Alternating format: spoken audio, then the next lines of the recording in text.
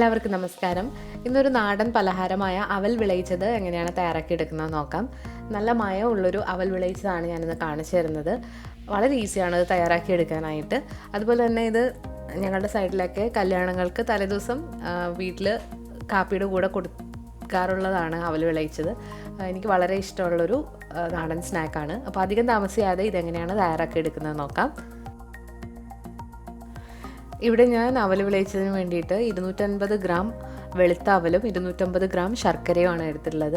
വെളുത്ത അവലിനേക്കാൾ കൂടുതൽ നല്ലത് ബ്രൗൺ നിറമുള്ള അവലാണ്. എനിക്കിവിടെ വെളുത്ത അവലാണ് കിട്ടിയത്. ഇനി ഇത് കൂടാതെ ഇതിലേക്ക് കുറച്ച് തേങ്ങ കൂടി വേണം. അപ്പോൾ അതിന് വേണ്ടിയിട്ട് ഞാനിവിടെ 1 കപ്പ് തേങ്ങ ആണ് എടുത്തിട്ടുള്ളത്. ഇത് ഡെസിക്കേറ്റഡ് കോക്കനട്ട് ആണ്. നിങ്ങൾക്ക് ഫ്രഷ് ആയിട്ടുള്ള തേങ്ങ ചിരകിയത് എടുക്കാവുന്നതാണ്. ഇനി നമുക്ക് ആദ്യം തന്നെ ഈ ശർക്കര ഒരു 1/4 കപ്പ് വെള്ളം ഒഴിച്ചിട്ട് നന്നായിട്ടൊന്ന് അലിയിച്ചെടുക്കണം. ഇതിലെന്തെങ്കിലും അഴുക്കൊക്കെ ഉണ്ടെങ്കിൽ അതൊന്ന് അരിച്ചെടുക്കാൻ വേണ്ടിയിട്ടാണ് നമ്മളിപ്പോൾ ഇങ്ങനെ അലിയിച്ചെടുക്കുന്നത്. അപ്പോൾ അതിന് വേണ്ടിയിട്ട് ഞാനിവിടെ ഒരു സോസ് പാൻ വെച്ചിട്ടുണ്ട്. അതിലേക്ക് നമ്മൾ ഈ ചീകിയ ശർക്കര ഇട്ട് കൊടുക്കുകയാണ്.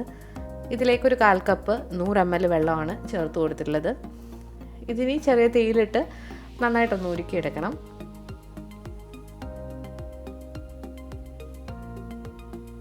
ഇപ്പോൾ ശർക്കര നന്നായിട്ട് ഉരുകി വന്നിട്ടുണ്ട്. ഇതൊരുപാട് തിളച്ചൊന്നും പോകണ്ട, ജസ്റ്റ് ഒന്ന് ഉരുകി വന്നാൽ മതി.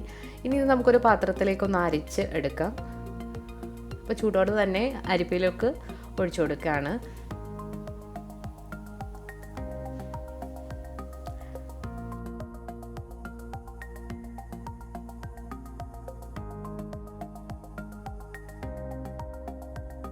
ഇനി ഇതിലേക്ക് നെയ്യിൽ കുറച്ച് സാധനങ്ങളൊക്കെ വറുത്തിടണം. അപ്പോൾ അതിന് വേണ്ടിയിട്ട് ഞാനിവിടെ കുറച്ച് കശുവണ്ടി, കുറച്ച് കിസ്മിസ്, പിന്നെ കറുത്ത എള്ള് ആണ് എടുത്തിട്ടുള്ളത്.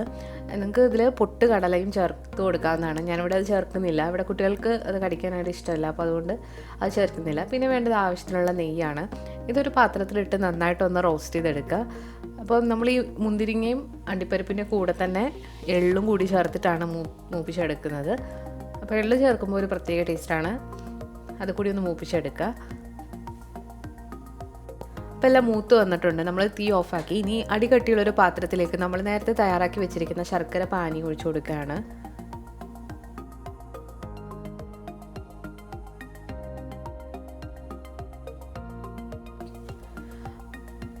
ഈ ശർക്കര പാനിയിലേക്ക് നമ്മൾ എടുത്തു വെച്ചിരിക്കുന്ന തേങ്ങ ചിരകിയത് ചേർത്ത് കൊടുക്കുകയാണ്. അപ്പോൾ ഞാനിവിടെ ഫ്രഷ് കോക്കനട്ട് അല്ല ചേർക്കുന്നത്, അപ്പോൾ അതുകൊണ്ടാണ് ആദ്യം തന്നെ ഇത് ചേർത്ത് കൊടുക്കുന്നത്. നിങ്ങൾ സാധാരണ ഫ്രഷ് കോക്കനട്ടാണ് എടുക്കുന്നതെങ്കിൽ ഈ ശർക്കര ചെറുതായിട്ടൊന്ന് കുറുകി വരുമ്പോൾ വേണം അത് ചേർത്ത് കൊടുക്കാനായിട്ട്. ഇനി ഇതിട്ട് നന്നായിട്ട് ഇളക്കി കൊടുത്തിട്ട് നന്നായിട്ടൊന്ന് തിളപ്പിച്ചെടുക്കണം ഇത്.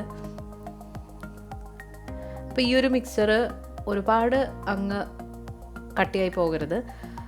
അപ്പോൾ നന്നായിട്ട് തിളച്ച് വന്നിട്ടുണ്ട്. അതിലേക്കൊരു 1/4 ടീസ്പൂൺ ജീരകത്തിൻ്റെ പൊടി ചേർത്ത് കൊടുക്കുകയാണ്. ഇത് നിങ്ങളുടെ ഇഷ്ടത്തിന് ജീരകപ്പൊടിയോ ഏലക്കപ്പൊടിയോ ഇഷ്ടമുള്ളത് ചേർത്ത് കൊടുക്കാം. ഇത് കൂടാതെ ഞാനിവിടെ ഒരു 1/4 ടീസ്പൂൺ ചുക്ക് പൊടി കൂടി ചേർത്ത് കൊടുക്കുന്നുണ്ട്. അപ്പോൾ ഇത് കൂടി ചേർത്തിട്ട് നന്നായിട്ടൊന്ന് ഇളക്കി മിക്സ് ചെയ്ത് കൊടുക്കുക. അപ്പോൾ നമ്മുടെ ശർക്കര പാനിയും തേങ്ങയും സ്പൈസും എല്ലാം കൂടെ ഒന്ന് മിക്സായി വന്നിട്ടുണ്ട്. ഇത് ഒരു നൂൽ പരുവം ആകണ്ട, അതിന് മുൻപായിട്ട് നമുക്കിതിലേക്ക് അവൽ ചേർത്ത് കൊടുക്കണം. ഒരു നൂൽ പരുവാണെങ്കിൽ അവൽ ചേർത്ത് കൊടുക്കുമ്പോൾ നല്ല കട്ടിയായിട്ട് പോകും നമ്മൾ കുറച്ച് കഴിയുമ്പോഴത്തേക്ക്. അപ്പോൾ അതിന് മുൻപായിട്ട് തന്നെ അവൽ ചേർത്ത് കൊടുക്കാനായിട്ട് ശ്രദ്ധിക്കുക. അപ്പോൾ നമ്മൾ ഈ എടുത്ത് വെച്ചിരിക്കുന്ന 250 ഗ്രാം അവൽ ഇതിലേക്ക് ചേർത്ത് കൊടുത്തിട്ട് നന്നായിട്ടൊന്ന് ഇളക്കി യോജിപ്പിക്കുക. ഒരു നൂൽ പരുവായിട്ട് ഞാൻ ട്രൈ ചെയ്ത് നോക്കിയിട്ടുണ്ട് ഇതിന് മുൻപായിട്ട്. അപ്പോൾ നമ്മുടെ അവൽ നല്ല ക്രിസ്പി ആയിട്ട് പോകും. ഒരു മയമുള്ള അവൽ വിളയിച്ചത് കിട്ടില്ല ആ സമയത്ത്. നിങ്ങളിങ്ങനെ ചെയ്ത് നോക്കുകയാണെങ്കിൽ നല്ല മയത്തിൽ തന്നെ കിട്ടും. ഇനി ഇതിലേക്ക് നമ്മൾ വറുത്ത് വെച്ചിരിക്കുന്ന കശുവണ്ടി, മുന്തിരിങ്ങ, എള്ള് ഇതുകൂടി ചേർത്ത് കൊടുക്കുകയാണ്. നിങ്ങൾ പൊട്ടുകടല ചേർക്കുന്നുണ്ടെങ്കിൽ അതുകൂടി നെയ്യിലിട്ട് വറുത്ത് കൊടുക്കുക. ഇനി ഇത് നന്നായിട്ടൊന്ന് മിക്സ് ചെയ്തെടുക്കുക. ഇതിനി ഒരുപാട് നേരം ഇട്ട് തീയിൽ വെക്കണ്ട.